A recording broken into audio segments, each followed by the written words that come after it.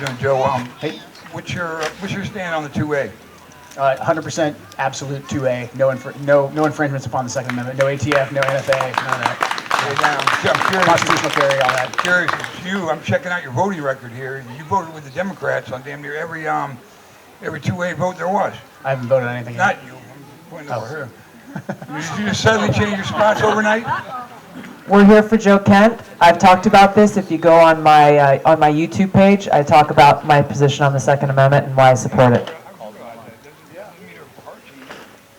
Call them all out. You do more for this movement than criticizing you. All right. So I can't touch her. No, you can just ask respectful I'm just. This is Joe's event, sir. This isn't Tulsi Gabbard. No, I appreciate the question. I'm just saying this is Joe Kent's event. I've talked about this. You can go on my YouTube page where I've gone into depth about it. Thank you. Thank you.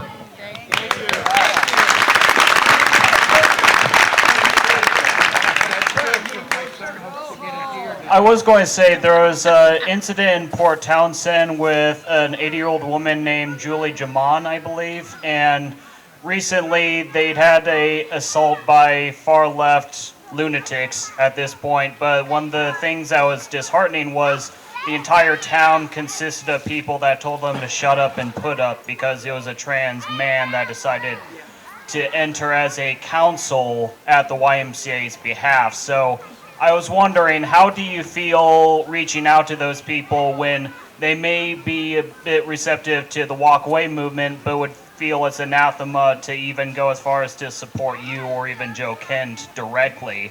How would you explain it to them, and how would you reach out to them just to explain they're not alone, even if they're like one or two women You're talking in about a town? people like Julie?